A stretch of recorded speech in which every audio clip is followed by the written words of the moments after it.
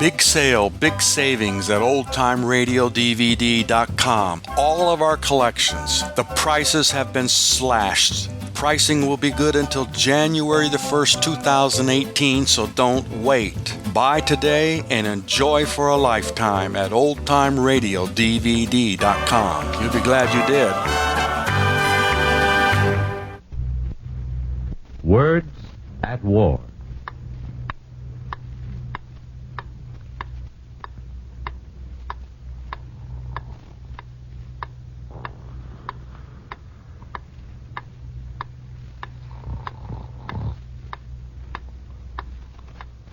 Suppose that in the middle of the night, while you were fast asleep, you were awakened by a pounding at your door. What's that? What happened? Who is it? Mary. Mary! There's someone at the door, John. And you went downstairs hurriedly.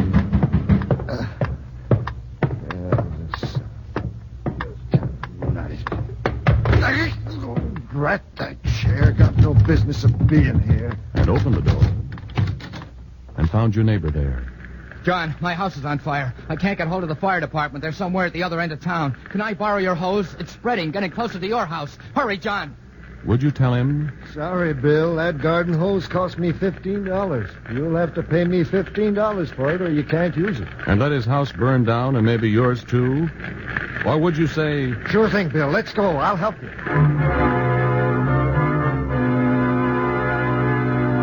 Is there any doubt in your mind that you'd take the latter course? Pool your equipment and your strength because you knew that that was the only course of saving anything for both of you? Now multiply your neighbor by 100 neighbors. And that fire by 1,000 fires. A conflagration raging throughout the world. A conflagration that started with a small fire in 1931 that was far away and of no consequence to the rest of the world. Manchuria invaded. Broke out with new fury in 1937. Flared up in Europe with sudden bursts consuming one nation after another. Ethiopia. Spain. Czechoslovakia. And the blaze was raging unchecked, getting closer and closer. Poland, Denmark, Holland, Norway, Belgium,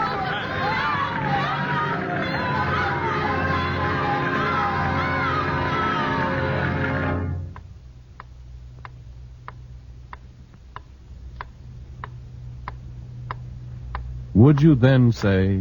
Sorry, neighbors, but your fire's none of my business. When it reaches my house, then it'll be time to fight it. Meanwhile, if you want my garden hose, you'll have to pay for it. After all, you didn't pay me for the garden hose I gave you the last time you had a fire.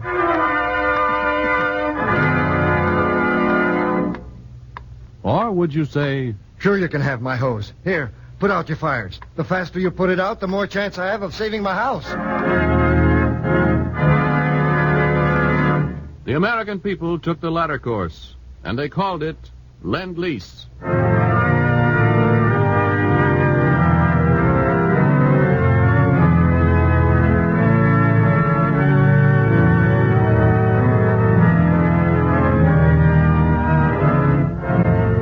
Tonight, Words at War presents a thrilling and dramatic story, the story of Lend-Lease.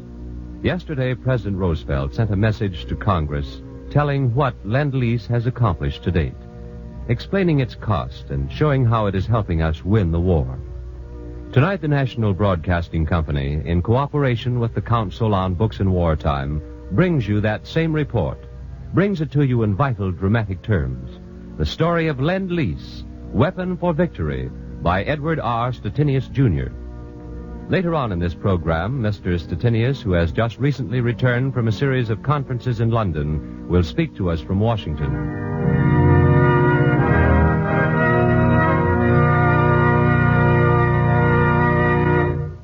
Toward the end of May 1940, while the cherry blossoms were still in full bloom around the tidal basin in Washington, and the Capitol dome was incandescent with electric lights, time was running out.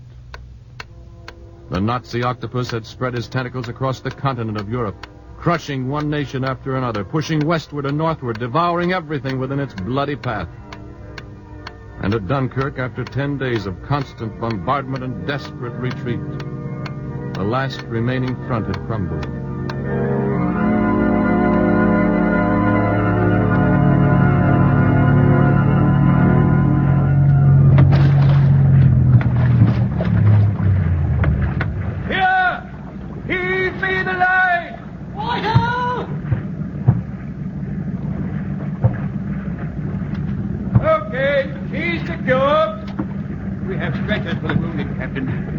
You want them?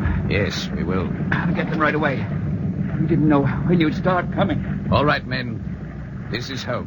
Lummy, I certainly never thought I'd see Dover again. Come on, lad.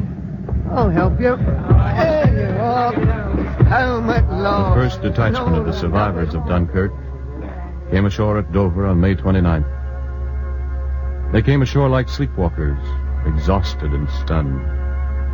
But they'd need more than sleep and food and healing of battle wounds before they could fight again. For left on the roads to Dunkirk and on the beaches were all their tanks, their trucks, their artillery, and most of their lighter equipment as well. In the House of Commons 1 week later, Winston Churchill flung down his challenge to the enemy. We shall defend our island, whatever the cost may be. We shall fight on the beaches. We shall fight on the landing grounds. We shall fight in the fields and in the streets. We shall fight in the hills. We shall never surrender. And even if, which I do not for a moment believe, this island, or a large part of it... And even as the Prime Minister spoke, stack after stack of guns for the defenders of Britain were being moved from America's arsenals to the railroad sidings at Raritan, New Jersey. Come on, keep going. Okay, hold it. Is this the army train with the stuff that's supposed to go to England? Yeah. Are you going to unload it? That's right. How many cars you got to unload? 600. How many men you got to do the unloading? 500. Not enough. We need twice as many. This is important, pal. Important. Okay, then we'll give you 1,000. 10,000 if you need them. Come on, you guys. Let's go.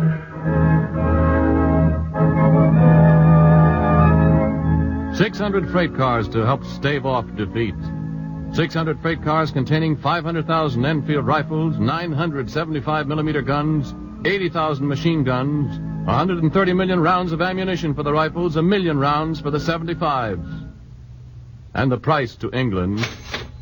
$37,619,556.60, paid in accordance with our cash and carry policy.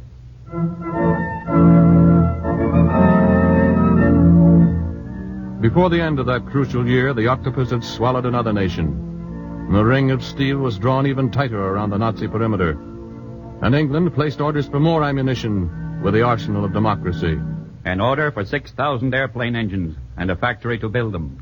The price to England, $24,900,000, paid in accordance with our cash and carry policy. An order for 2,000 tanks plus the facilities to build them. The price to England, $8 million, paid in accordance with our cash and carry policy. An order for ships. For planes. For guns. For food. For the children of Britain and for mothers. To sustain life.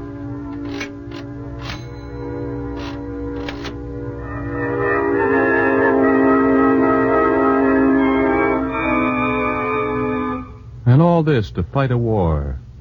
To defend an island against the enemy who sat on the shores of France across 18 miles of channel water. To resist the Nazi challenge and by resisting, keep the fires from spreading across the Atlantic to us. All paid for with cash on the line with American dollars in accordance with our cash and carry policy.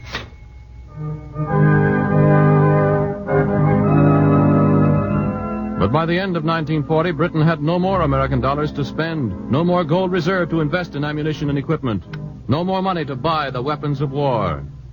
No money, no sale. Sorry.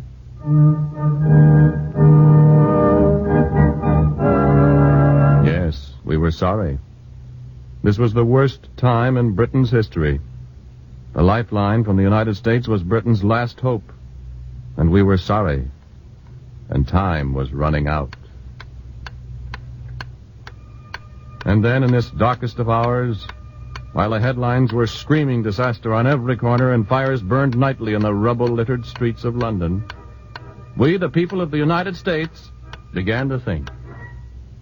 If Britain should collapse, what next? Who follows on the list? If Britain should collapse. If Britain should collapse because she had no dollars with which to stop the enemy. If we should be attacked because Britain had no dollars. A solution had to be found before it was too late. And soon it would be too late. Ladies and gentlemen, we are speaking to you from the Capitol in Washington, D.C. In another minute, the President of the United States will address a... On January 7th, 1941, in his annual message to Congress on the State of the Union, President Roosevelt proposed the solution. 3 days later, at noon, Senator Barkley introduced the bill in the Senate, and Representative McCormick introduced it in the House. The clerk in the House of Representatives stamped the bill, H.R. 1776. That bill was the Lend-Lease Act.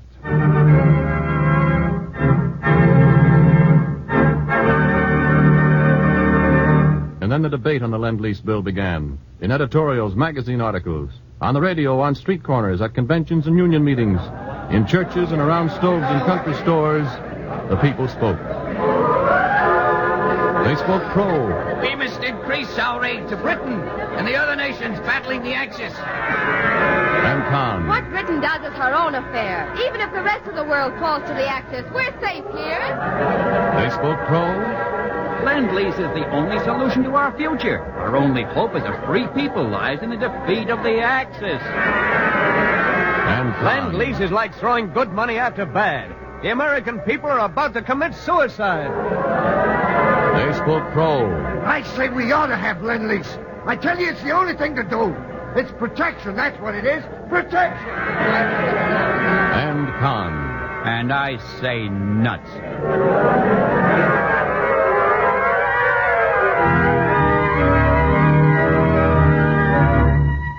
Yes, pro and con, the debate raged. Businessmen were lined up on opposite sides. Labor organizations were sharply divided. College presidents differed. Members of Congress were flooded with postcards, letters, and resolutions. But the man on the street, the average American, had his mind pretty much made up. He knew where he stood, and he wasn't afraid to say it. If it's going to stop Hitler from coming over here, I'm all for it. Then the debate began in Congress. No holds were barred. This bill means dictatorship. And the debate was violent. We're willfully involving the American people in war. And the words were bitter. We're giving away the defenses of the United States. Charges and countercharges flew freely. And I call this Lend-Lease bill a New Deal trap, a foreign policy to plow under every fourth American boy.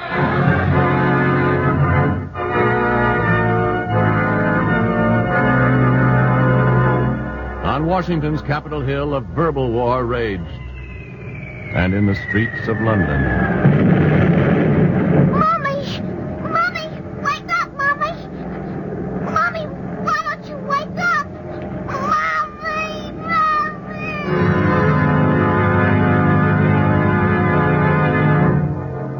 And the people living in the shadow of the swastika were tense and waiting. We have given our ultimatum to Yugoslavia. Come to our side or suffer the fate of Poland. We have given our ultimatum to Greece. Come to our side or suffer the fate of Norway. The fate of Denmark. Belgium. Holland. France.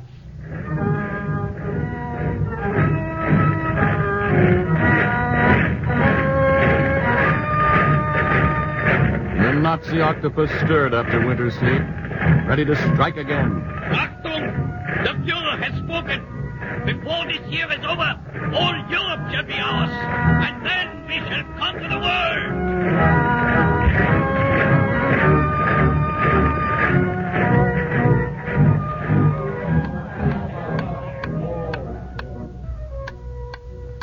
and time was running out.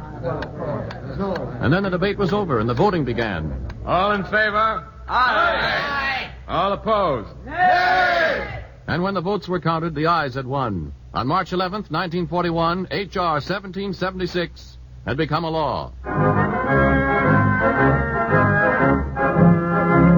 The Lend-Lease Act, H.R. 1776. Further, to promote the defense of the United States and for other purposes, be it enacted by the Senate and House of Representatives of the United States of America in the Congress assembled, that this act may be cited as an act to promote the defense of the United States. We had truly become the arsenal of democracy. Our decision was slowly arrived at, but when the decision was made, it was proclaimed not with the voice of one man, but with the voice of 130 millions.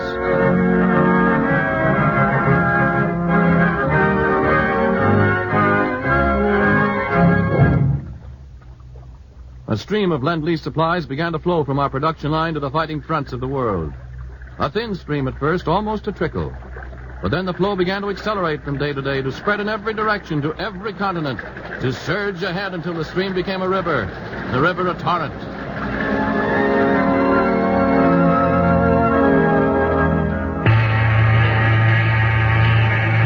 Convoys laden with Lend-Lease supplies, Liberty ships carrying precious cargoes, crept out in the night and spanned the oceans. Lend-Lease for Britain, bringing life and hope, and the will to resist, and the means for resisting. Planes for defense and attack. Langley to control tower. Captain Langley to control tower. Over. This is control tower. Go ahead, Langley. Coming in to land. Got a brand new B-27 with me. With the compliments of the USA. Over. Come in, Captain Langley. We've been expecting you. And welcome to England.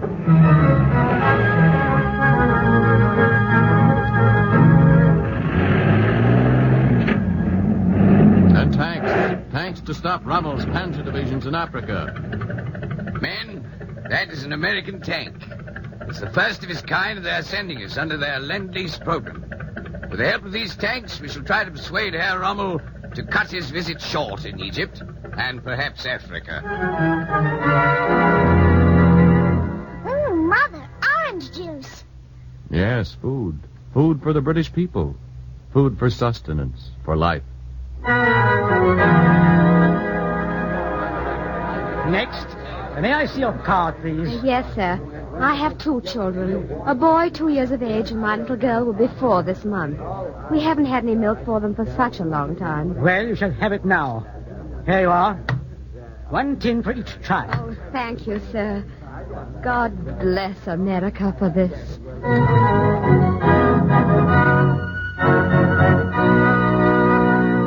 And Lend-Lease for China.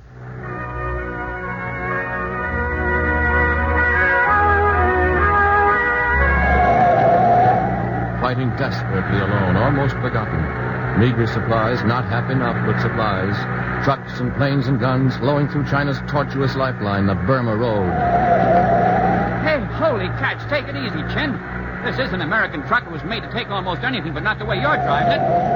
Hey, slow down. Got no time. Must get to Kunming. Japs attack. We must stop them. Must hurry. Bring American supplies. Bring American supplies to China.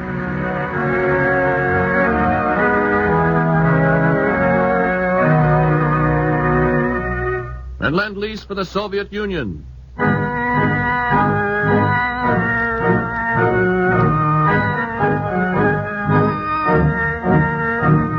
Convoys breaching the North Atlantic to Murmansk to decide the fate of Moscow, perhaps the future of the world.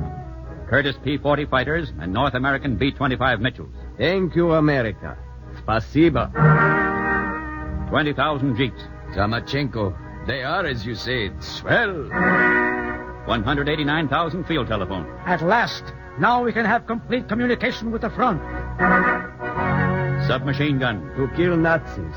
And don't forget, every Nazi we kill is one less Nazi for you to kill. Boots for the Russian soldiers. For the cold Russian winter, when the temperature drops to 40 below zero.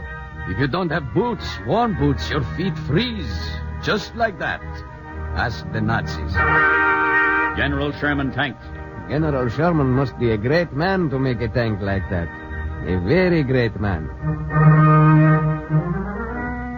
Help for the Red Army, for the Russian people fighting their enemy and ours.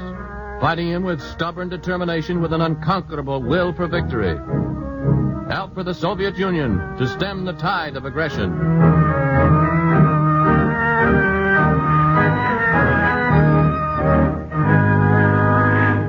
And Lend-Lease for the undefeated.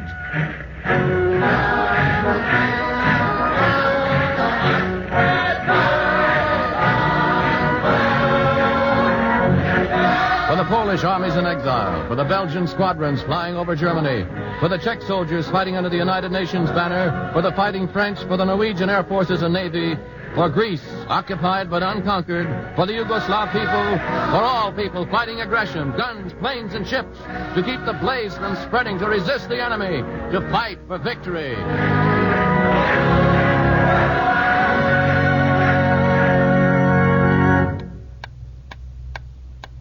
Yes, we had won the battle of supply. The torrent was beginning to engulf totalitarian tyranny. Time was on our side. And when December 7th came, when our house had been set ablaze, we were not alone. We were not isolated. We were not surrounded by the enemy. We were not invaded, at least not on the mainland. We had paid for time. The price to the American people for 3 years of Lend-Lease, $24.25 billion. Wow, $24.25 billion. Say, that's a lot of money in anybody's country. As an American, I think I'm entitled to know if we got our money's worth. After all, I'm paying for this. Fair question, Mr. American. Everyone is entitled to know, should know the answer. Have we got our money's worth? Listen.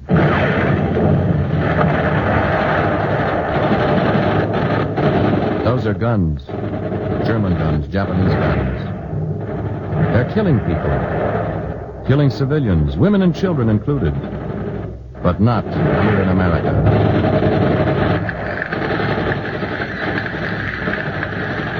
They're burning, destroying everything within their path. But not here in America. Here in America, the people are safe, comfortable, and protected. Far removed from the horrors of war. If Lend-Lease had accomplished nothing else except to keep those guns from our shores, it would have been worth it. We would have gotten our money's worth. But the dividends Lend-Lease has paid are enormous. If we hadn't had Lend-Lease, if Britain had gone under, if Hitler had isolated the Soviet Union, if Japan had completed the conquest of China, and we in the Western Hemisphere had stood alone against the Axis-dominated world, the story would have been different. And you might not be here tonight to listen to this program. But here is something most people don't understand. Not all the expenditures for Lend-Lease have been made by the United States, by the people of America. Lend-Lease is a two-way proposition. 1, 2, 3, 4. 1, 2, 3, 4. Come on, you alligators. Snap it up. Snap it up. 1, 2, 3, 4. Now, those are American soldiers moving into barracks in England. Barracks that were built and paid for by Britain.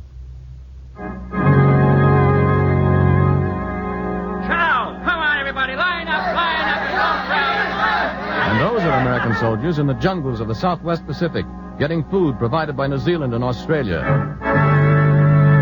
Here's a list of the stuff that's just come in, Sarge. 1,000 overcoats, 5,000 shirts, 2,000 pairs of boots. Uniforms manufactured in Australia for American forces. Okay, Joe, start on this trip now. Get a move on. Those planes are scheduled to come in tomorrow. And flying fields, constructed by the United Nations to accommodate our flying fortresses.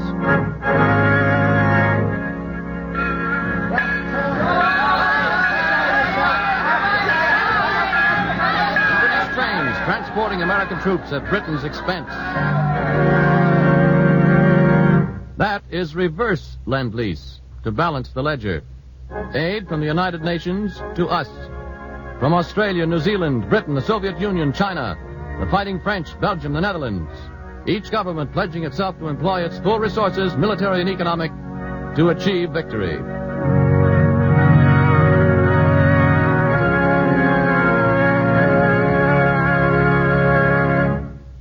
March 11th, 1944 was the third anniversary of Lend-Lease. The conflagration that was raging throughout the world has been checked. We're beginning to put out the fires now, using our garden hose and letting our neighbors use it, pooling our efforts and our resources for victory and the peace that's to follow.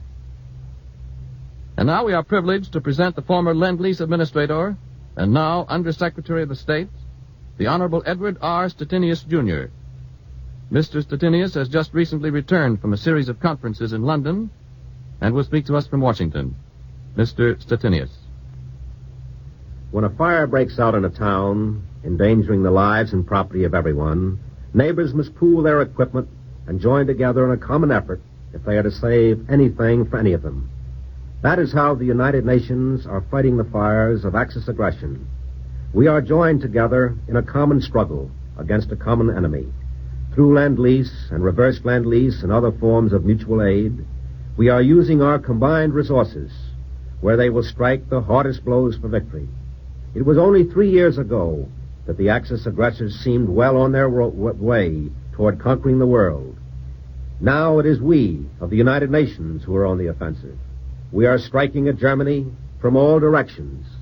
The island defenses of Japan are being broken. The fire of aggression, which we are fighting together, is no longer spreading, but it has not yet been put out. There is still ahead of us a long, hard road of heavy fighting. Now more than ever, it is vital to our defense that the combined armies of the United Nations have everything they need. In the summer of 1942, I visited Britain as Lend-Lease Administrator. The Lend-Lease program was then just getting into its full stride. Reverse Lend-Lease was only in its beginning. We were still preparing for our first great offensive. I have just returned from another visit to Britain. I saw there an inter-allied pooling of men, supplies, and leadership such as the world has never known before.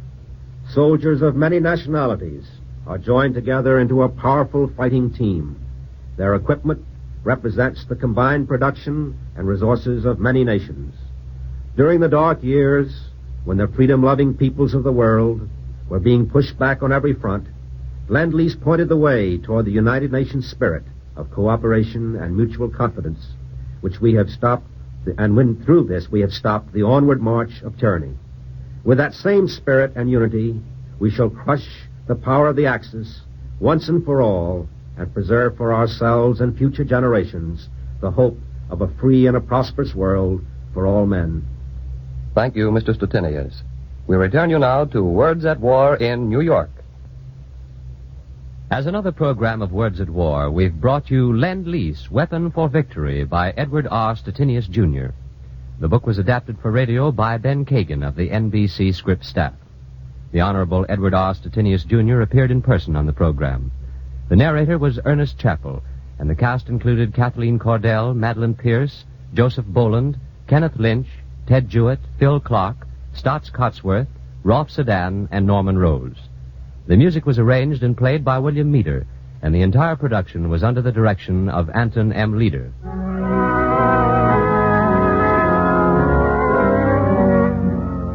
Next week, Words at War will present an adaptation of CGR 3070 by Lieutenant Lawrence Thompson. Words at War is brought to you in cooperation with the Council on Books in Wartime by the National Broadcasting Company and the independent radio stations associated with the NBC network. This is the National Broadcasting Company.